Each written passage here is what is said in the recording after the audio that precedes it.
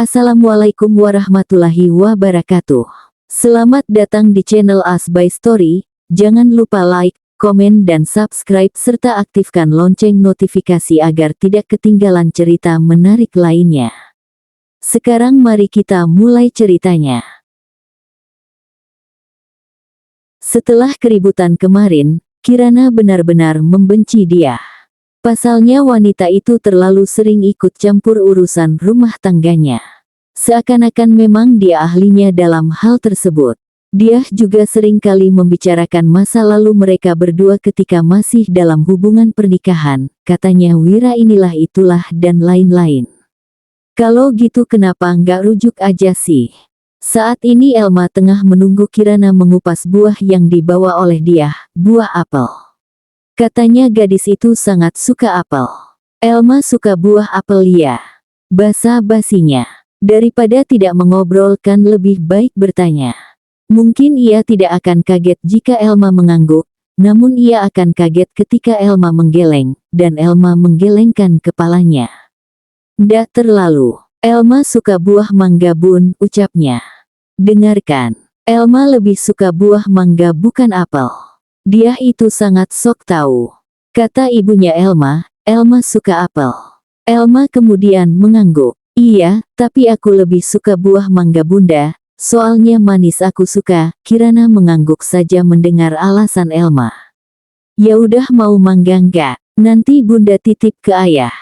Mau. Telepon ayah sekarang bun. Iya. Ini dimakan dulu. Kirana memberikan apel yang telah dikupasnya lalu beralih ke sofa mencari ponselnya. Tanpa berlama-lama ia langsung menelpon Wira. Panggilan pertama tidak diangkat, hal itu membuat Kirana berdecak. Pasalnya Wira itu sedang berada di rumah untuk mengembalikan baju ganti Elma. Harusnya ponsel itu tidak jauh dari jangkauan Wira. Lalu pada panggilan kedua panggilan tersebut diangkat. Wira mengalihkan panggilan suara menjadi video. Dan terlihatlah Wira dari sana, pria itu tengah berganti baju agaknya abis mandi. Iya kenapa bun? Setelah suara itu terdengar barulah Kirana memberikan ponselnya pada Elma. Ayah. Iya kenapa sayang? Ayah di mana? Kok lama banget? Wira tersenyum, meski wajahnya masih tampak basah dan rambutnya belum sepenuhnya kering. Ia mengarahkan kamera ke wajahnya, lalu menjawab pelan, ayah di rumah, sayang. Lagi ambil baju ganti Elma, sekalian mandi bentar. Ayah keringetan tadi. Ayah jangan lama-lama. Iya, Wira membalas dengan nada lembut. Nanti ayah cepet-cepet balik ya. Ayah nanti kesininya beli mangga ya, yang manis tapi. Loh itu kamu lagi makan apa? Apel. Dari siapa? Ada yang jenguk Elma. Elma mengangguk dan memperlihatkan apel yang sudah setengah dimakan olehnya ke kamera. Dari ibu. Wira terdiam sebentar, lalu kembali tersenyum ke arah Elma. Udah mangga aja. Ada yang lain. Elma menggeleng tanda ia tidak mau apa-apa lagi. Ya udah tolong kasih ke bunda ya, ayah mau ngomong sama bunda. Elma mengangguk patuh dan menyerahkan ponsel itu kembali pada Kirana. Sembari menelan gigitan apel terakhirnya, matanya masih mengarah ke layar seakan tak ingin ketinggalan apapun dari percakapan mereka. Kirana menerima ponsel itu dengan sedikit malas, wajahnya sudah menunjukkan tanda-tanda enggan. Tapi tetap, ia mengambil juga ponsel itu dan mengarahkan ke wajahnya. Kamu mau titip apa? Biar sekalian jalan. Dengan wajah masam Kirana berbicara. Nggak usah. Kenapa mukanya gitu? Merasa tersinggung dengan ucapan Wira ia berbicara ketus. Kenapa emang? Dari seberang Wira menghela napas, dengan penuh perhatian dan ucapan lembut kembali mengulang pertanyaannya di awal. Nggak pengin apa-apa, udah cuma mangga aja buat Elma, abis itu langsung ke sini. Iya bunda nggak sabar banget ia pengin ketemu ayah. Wira datang sedikit telat, namun pria itu datang tidak sendiri melainkan dengan kedua orang tua Kirana. Katanya sengaja datang untuk menjenguk cucunya yang sedang sakit. Hal itu tentu saja membuat Kirana terkejut, tanpa kabar dahulu kedua orang tuanya tiba-tiba sudah ada di sini. Keduanya tengah berbincang-bincang bersama Wira.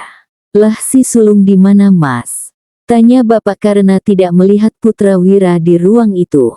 Wira melihat jam di dinding sekilas. "Jam segini masih di sekolah Pak, jam 4 baru ke sini." Pak Haryo hanya mengangguk saja sedangkan Kirana dan ibunya tengah mengobrol dengan Kirana yang memakan cemilan yang dibawakan orang tuanya. Sampai Asri menegur karena terlalu banyak makan, padahal itu kan untuk Elma. "Mbak Uti bawain putu ayu buat Elma," ucap Asri membuat Elma yang tengah bermain ponsel menoleh setelah mendengar itu. "Beneran Uti?" tanyanya antusias. Asri tersenyum sambil mengeluarkan kotak makanan dari tasnya. "Iya dong, cucu Uti kan suka yang manis-manis. Nih, Mbak Uti bikin sendiri loh. Mau, boleh kan ya?" Wira mengangguk setelah itu Elma kegirangan memakan kue putu ayu buatan Mbah Utinya. "Sakit-sakit gini juga tetap doyan makan ya," ucap Wira. Pak Haryo hanya tertawa kecil melihat cucunya begitu ceria. Namanya juga anak-anak, yang penting hatinya senang, pasti cepet sembuh. "Capek iya, mau pulang aja tidur di rumah," ucap Wira pengertian. Melihat wajah Kirana yang seperti kelelahan itu membuatnya iba. Pasalnya di antara mereka bertiga yang sering berjaga di rumah sakit adalah Kirana. Sedangkan Angga dan dirinya sering kali kembali ke rumah. Kirana menggeleng. Ia bukannya lelah tetapi ia tidak dalam mood yang baik sejak kedatangan dia siang tadi. "Aku sebel sama Bu Diah Pak." Wira sedikit mengernyit. Suaranya ia rendahkan, sehangat mungkin agar tak terdengar memojokkan. "Kenapa? Diah bilang sesuatu yang nyakitin kamu?" Kirana menggeleng tidak langsung menjawab. Matanya memandang lurus ke depan, tapi jelas pikirannya sedang mengulang kejadian siang tadi. Napasnya terdengar berat, bukan karena lelah fisik, tapi beban emosi yang menumpuk. "Enggak, aku cuma sebel aja dia sok tahu tentang aku, tentang bapak sama anak-anak. Aku nggak suka dengerin dia ngomong, seolah-olah dia itu tahu kehidupan rumah tangga kita. Emang dia siapa? Tuhan Akhirnya Kirana mengeluarkan unek-unek yang sejak tadi terpendam. Ia juga kesal pada Wira entah kenapa. Mungkin karena cerita yang diperdengarkan oleh dia tentang masa lalu mereka berdua. Tadi juga dia bawa apel banyak banget, katanya Elma suka apel padahal Elma sukanya mangga. Sok tahu banget, katanya romantis. Ujung-ujungnya pisah juga. Kenapa sih kalian pisah? Padahal Bu Diah kayaknya masih kecintaan banget loh sama bapak, kenapa nggak rujuk aja kalau gitu? Ngapain? Saya ndak butuh rujuk masa lalu, karena masa depan saya ada di kamu. Wira menghela napas pelan. Sorot matanya menunduk, seolah sedang memilah kata agar tak semakin menyulut emosi Kirana yang tengah marah. Jemarinya meremas lembut tangan Kirana, berusaha menenangkan meski tahu hatinya sedang tidak tenang. "Saya ngerti kamu kesel sama dia memang sering kali nyebelin. Kalau kamu mau tahu, itu juga alasan saya pisah sama dia. Semua orang boleh bilang apa aja. Mereka bisa cerita masa lalu, menilai seenaknya, sok paham seolah mereka tahu isi hati kita. Tapi cuma kamu dan saya yang tahu apa yang sebenarnya terjadi." "Kirana," panggilnya pelan namun berdaya. "Dengar, kamu boleh marah. Kamu boleh kesal. Tapi jangan pernah ragukan satu hal, posisi kamu dalam hidup saya." Kirana menoleh perlahan, masih dengan ekspresi ragu dan hati yang terasa keruh. Tapi mata Wira tetap menatap lurus ke arahnya, penuh kendali dan ketegasan seorang pria yang sudah melalui banyak hal. "Dia itu masa lalu. Apapun yang pernah ada di antara kami, sudah selesai sejak lama. Kamu dengar." Wira mencondongkan tubuh sedikit, lebih dekat. "Rumah tangga ini bukan ruang diskusi orang luar. Saya ndak butuh pendapat siapa-siapa buat tahu apa yang paling berharga di hidup saya dan itu kamu, Kirana." "Jangan didengerin omongannya tadi." Kirana menunduk, bibirnya bergetar. Suara Wira bukan hanya menyentuh, tapi seolah menegakkan kembali hatinya yang sempat goyah. "Mau peluk?" Tanpa tawaran lagi Kirana masuk ke dalam pelukan suaminya. Wira mengecup puncak kepala Kirana dengan sayang. Menepuk punggungnya dengan lembut. Besok saya pastikan dia ndak akan lagi ganggu kamu. Saya janji hari ini yang terakhir. Toh saya ndak akan pernah balik lagi ke masa lalu. Karena saya udah terlanjur kecintaan sama kamu. Anjir. Demi apapun dari dulu sampai sekarang Pak Wira hot banget. Makin tua makin mempesona, beruntung sih lo dapet spek kayak Pak Wira Ran, pekik Winda setelah tadi berjabat tangan dengan Wira. Perempuan itu memang penggemar duda garis keras. Di saat perempuan lain menginginkan jodoh bujang ting-ting, Winda malah menginginkan jodoh seorang duda. Katanya duda lebih berpengalaman. Ketiga sahabat Kirana tengah berada di rumah Wira untuk menjenguk Elma. Setelah mendengar bahwa Elma sudah diperbolehkan pulang, sore harinya mereka bertiga langsung capcus mendatangi kediaman Kirana. Benul, seaki-akinya Pak Wira nggak kelihatan aki-aki tuh. Malah kelihatan kayak sugar daddy. Duh, gimana sih rasanya Ran? Gue malah jadi ngebayangin. Gue jadi iri sama Kirana. Ya udah jadi madunya aja. Heh, tegur Kirana. Enak saja teman-temannya itu membayangkan yang tidak-tidak tentang Wira. Sedangkan Winda menyengir khas kuda. Gue pengen lihat anak lo. Di mana dia? Sama ayahnya kayaknya. Temuin sama kita dong. Kirana berdecak ketika mereka memaksa. Punya tamu resek banget. Ya jangan bilang gitu dong. Kita kesini kan buat jengukin anak lo, bukan ngobrol sama lo. Lalu ketiganya tertawa karena membuat Kirana kesal. Kembalinya Kirana bersama Elma di gendongannya. Gadis kecil itu diturunkan kemudian diperintah untuk menyalami teman-teman Kirana. Duh, cantik banget. Udah gede aja nih bocah. Perasaan dulu masih belum bisa jalan deh, komentar Nura dan Winda. Mereka berbicara seperti itu bukan tanpa dasar. Dulu ketika di SMA, Wira memang kerap kali membawa anak perempuannya ke sekolah, itu pun hanya sesekali saat usianya mungkin jalan 2 tahun. Ketika bertemu kembali malah sudah jadi perawan. Sementara Andre tidak berkomentar apapun, namun ia bertanya kepada Elma. Namanya siapa anak cantik? Elma Salsabila Rahayu Om, jawab Elma. Kemudian Andre mengangkat tangannya mengacak-acak puncak kepala Elma. Pinter banget, besok kalau udah gede nikahnya sama Om ya. Heh, tegur ketiganya. Bercanda elah. Tapi dilihat-lihat dia mirip lo nggak sih? Ya nggak Win, Andre.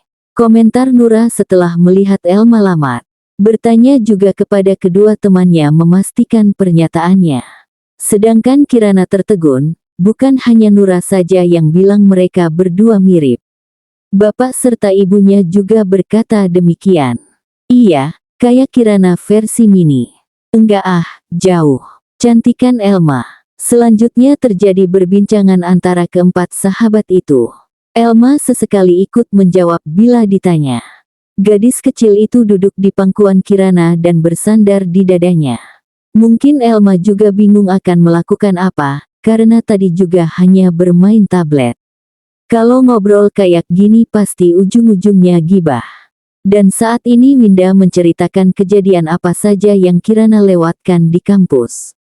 Mulai dari dosennya yang marah-marah sampai yang paling mencengangkan adalah salah satu dari mahasiswi di sana terkena kasus. Kirana heran kenapa sih di saat dirinya tidak berangkat banyak sekali kejadian-kejadian menghebohkan. Teman-teman kamu sudah pulang? Tanya Wira. Melihat ruang tamu yang kosong namun berserakan sekali sampah. Kirana mengangguk, ketiga temannya sudah pulang beberapa menit yang lalu. Namun Kirana masih di sini saja tidak bisa berkutik karena tubuhnya kram. Ini tolong angkatin Elma, badan aku kram. Ya Allah, lalu Wiratama mengangkat Elma memindahkan dalam gendongannya. Gadis kecil itu ternyata tertidur di pangkuan Kirana. Tidak tahu sudah berapa lama sampai badan istrinya kram seperti itu. Akhirnya Kirana menghela napas lega. Masih kram. Kirana menggeleng, setidaknya lebih mendingan daripada tadi. Ayo saya bantu berdiri. Wira mengulurkan satu tangannya untuk membantu Kirana berdiri dan Kirana pun menerimanya. Benar kata Winda, Wira itu hot. Lihat saja otot bisepnya, dada bidangnya sama jambang tipis di area janggut. Duh, gara-gara Winda Kirana jadi kepikiran yang enggak-enggak. Lalu Wira mengelus rambut panjang Kirana. Kasihan istri ayah. Mendengar decakan seseorang, keduanya menoleh. Angga berdiri di ambang pintu, remaja itu baru saja pulang. Jersey yang basah dengan bola voli di tangannya. Harus banget di ruang tamu. Disusul dengan beberapa remaja laki-laki lainnya. Hal itu membuat Kirana malu setengah mampus. Namun lain halnya dengan Wira yang nampaknya biasa saja, malah membawanya. Teman-teman Angga banyak banget. Sampainya mereka di dalam kamar Elma. Kirana pun tidak tahu mengapa malah mengikuti langkah Wira hingga sampai di ruangan serba pink ini. Itu belum semuanya, dulu aja saya aja kaget dia punya teman banyak begitu. Baik-baik enggak, khawatirnya. Iya, khawatir aneh-aneh kan. Saya selalu menekankan sama Angga biar ndak salah pergaulan. Punya banyak teman asal bisa menjaga diri, saya kira ndak masalah. Kirana mengangguk. Wiratama punya cara tersendiri mendidik putranya. Ruang tamunya belum dibersihin. Biar Angga yang bersihin. Nanti kalau citraku jelek di depan teman-temannya Angga gimana? Bukan apa, gimana kalau nanti teman-teman putra Wira itu berpikir istri baru Wira itu pemalas. Duh, Kirana juga mau membuat citra yang baik. Ndak usah dipikirin, sini aja Bun. Memang ndak mau deketan sama ayah. Ayah loh mau deket sama kamu. Enggak lah, gitu banget, memang kamu ndak lihat ayah sehot apa kayak kata temen kamu. Pernyataan Wira membuat Kirana melotot.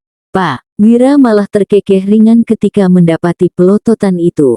Bapak dengarlah saya belum balik aja temen kamu langsung bilang begitu. Bun, gini-gini ayah banyak yang ngincer loh. Ih, kepedean, Kirana mengerit geli sedangkan Wiratama tersenyum tipis. Di saat orang rumah sudah tidur dengan nyenyak. Beda halnya dengan Wira dan Kirana, mereka berdua anteng dengan laptop masing-masing. Kirana duduk di kursi belajar, sedangkan Wira duduk di sofa kamar. Tentu masing-masing tengah mengerjakan tugas. Kirana dengan tugas perkuliahannya dan Wira dengan tugasnya sebagai guru. Hingga suasana di kamar tersebut sangat hening, hanya terdengar suara jam dinding dan keyboard laptop. Baru saat jam memasuki tengah malam, Wira sudah rampung dengan kegiatannya. Kemudian pria itu masuk kamar mandi untuk membasuh wajahnya yang lelah dan melihat Kirana. Perempuan itu tampak menggerakkan jemarinya di atas meja. Rupanya belum selesai merangkai kata untuk proposalnya. Tentang apa? Tentu saja Kirana kaget, saat hening-heningnya malah mendapati suara berat seperti itu. Kirana mendongak ketika Wira memainkan mouse laptopnya, mengutak-atik entah apa. Bukannya fokus kembali pada tugasnya, Kirana malah salah fokus dengan keberadaan Wira di sampingnya. Wajah Wira yang tegas, alisnya menyatu ketika tengah serius. Hidungnya yang mancung, juga bulu-bulu tipis di sekitar janggutnya. Kaos putih polos yang mencetak dada bidangnya. Gawat, Kirana terkesima. Wiratama sedikit menunduk agar terlihat lebih jelas. Memperhatikan kata demi kata dan paragraf yang telah disusun. Coba cari jurnal lain yang lebih relevan, ini terlalu singkat. Kalau ndak kamu bisa jabarkan lagi. Fokus sama satu variabel dulu. Ini terlalu lebar kalau kamu masukin semuanya. Wiratama mengalihkan pandangannya dari laptop karena tidak ada respon dari Kirana. Mata keduanya bertemu, sedikit lama. Masing-masing menikmati keterdiaman itu. Kirana juga terlihat gugup, entah mengapa melihat wajah Kirana sedekat ini membuat sensasi yang berbeda pada tubuhnya.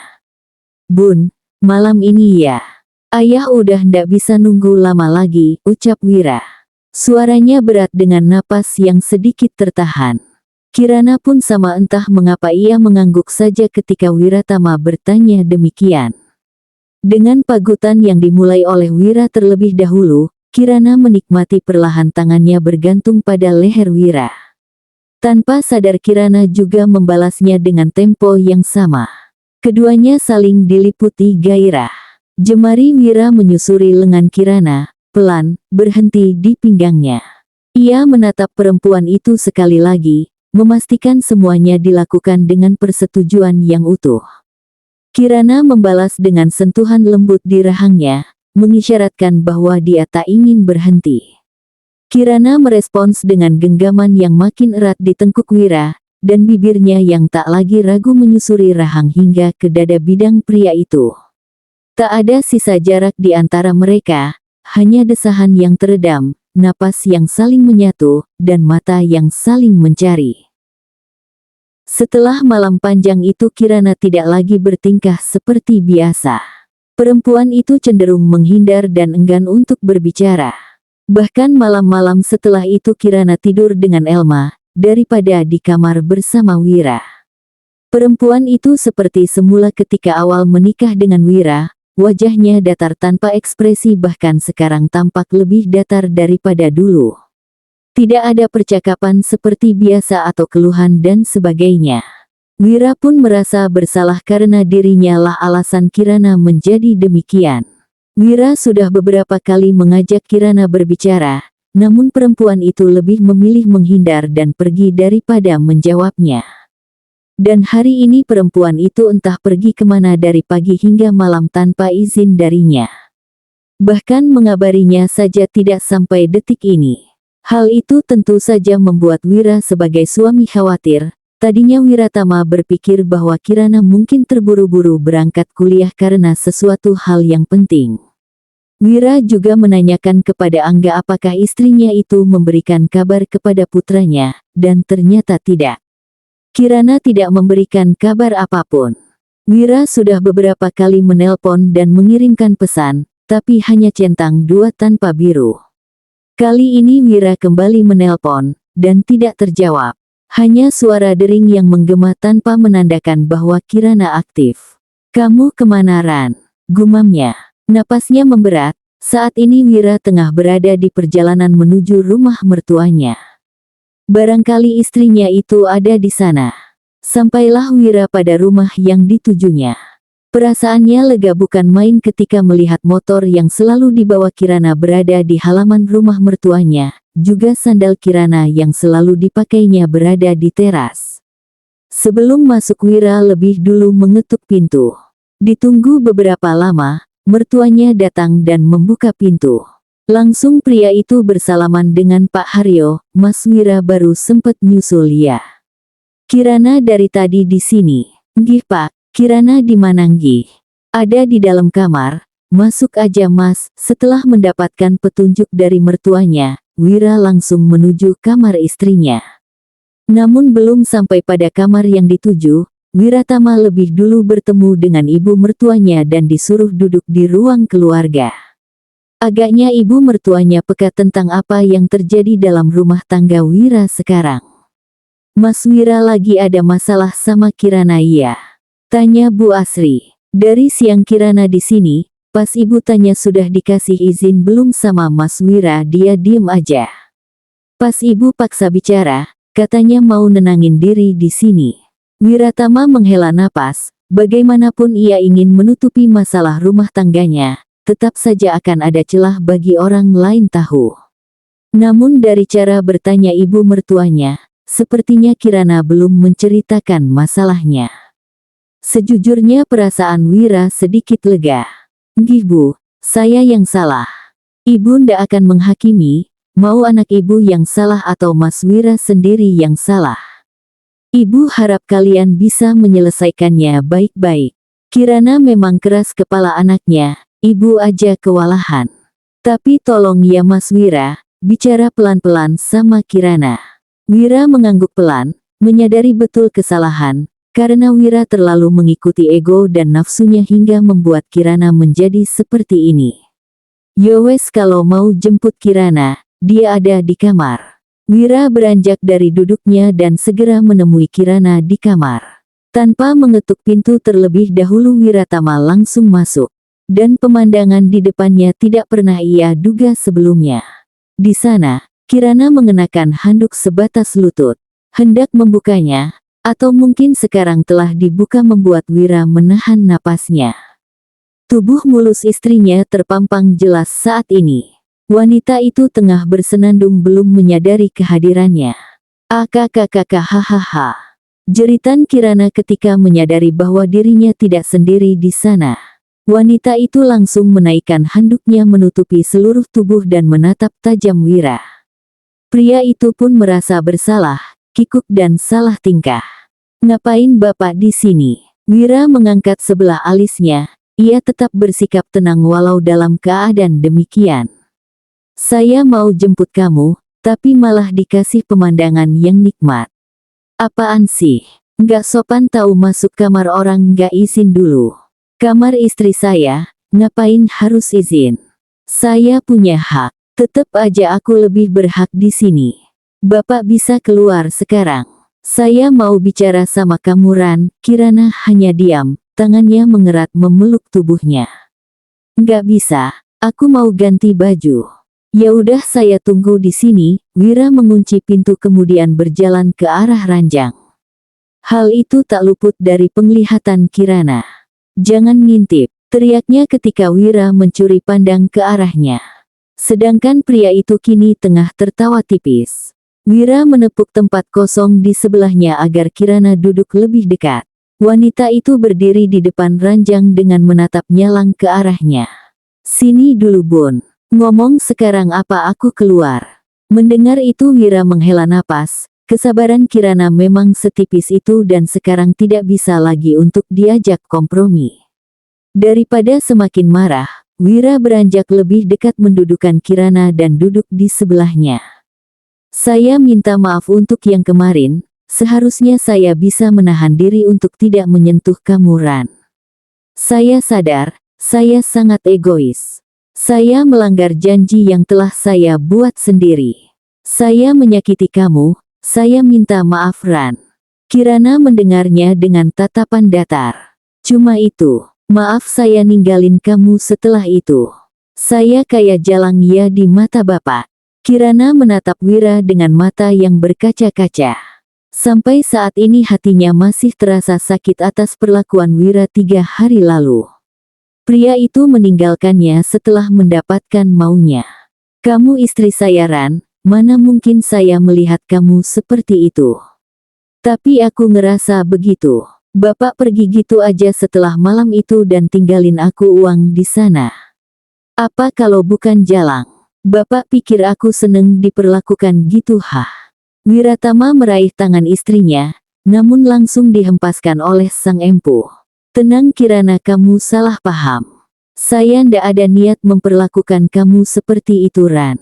Waktu itu saya ada kepentingan yang mengharuskan saya datang pagi-pagi.